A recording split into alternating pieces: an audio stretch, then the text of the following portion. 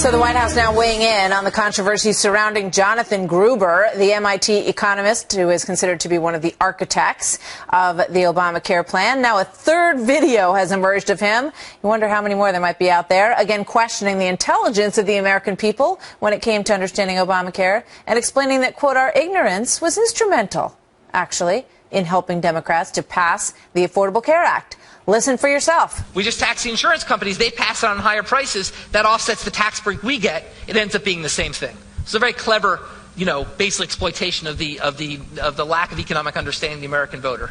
Clever, right? Republicans have pounced on this, as you might imagine, calling Gruber typical of the attitude of the Obama administration and supporters of the bill. The White House now finally has responded to this whole thing, pointing the finger right back at the GOP. I think it's actually Republicans who haven't been particularly transparent or even honest about the true impact of those. It is Republicans who have been less than forthright and transparent about what their proposed changes to the Affordable Care Act would do in terms of the choices that are available to middle-class families. So is that true? Let's bring in Karl Rove, former senior advisor and deputy chief of staff to former President George W. Bush, as well as a Fox News contributor. So you have Smarty Pants, Mr. Gruber, who's smarter than the rest of us and understands this whole thing and thinks it's good that everybody was hoodwinked because essentially it's really what's best for them, and they don't really understand what's best for them. We waited for a White House response, and now we got it, Karl. So what do you think? Well, I have to tip my hat to Josh Earnest. Only the president's spokesman could have the chutzpah to come out and say it's the Republicans who aren't being forthcoming. After all, he's the mouthpiece for a president who said if you like your plan, you can keep your plan. And a whole bunch of other things that were not true at the time that he said it and that he knew were not true. I love Gruber's comment, a basic exploitation of the lack of economic understanding of the American voter. He was using that to describe the way that they imposed a tax on so-called Cadillac plans by taxing the insurance company, knowing that ultimately the people who had those policies would pay the cost.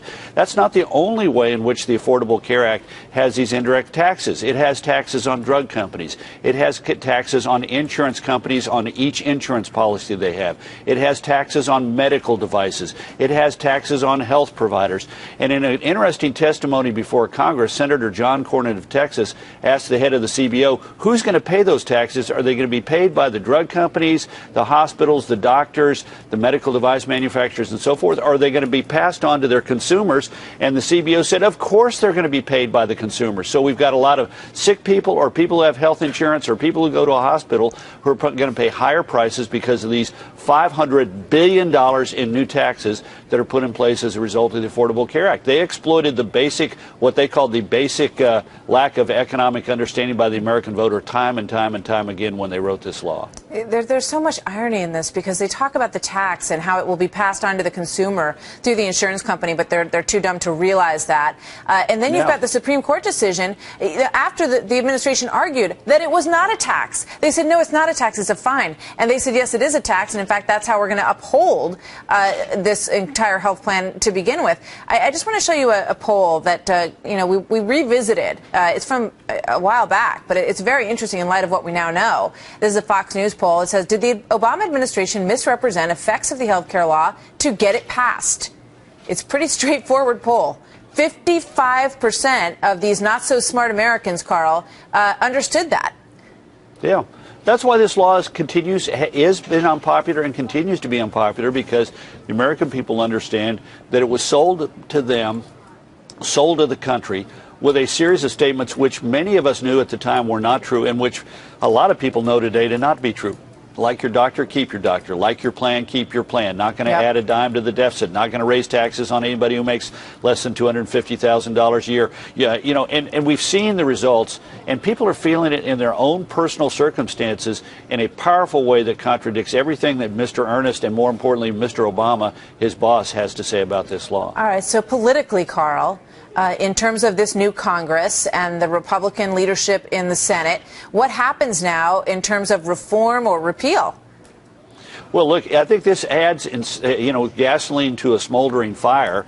Maybe didn't need much accelerant to get into a big blaze, but we're going to see early next year, we're going to see specific measures to undo parts of the Affordable Care Act, starting with, for example, redefining a full-time worker not as somebody who works 30 hours, but somebody who works 40 hours. There will be a whole series of these bills that will come through, and once the Congress receives the president's budget and the House and Senate budget committees pass their budget resolutions and establish the process which is called reconciliation, I think we're likely to see a repeal measure come through the House and Senate pretty quickly and go to the president. I'm sure he's going to veto it, but it will be a sign to him that this battle is far from over and that the House and Senate are going to be chipping away at this every way they can during the next 2 years. We'll be watching. Carl, thank you very much.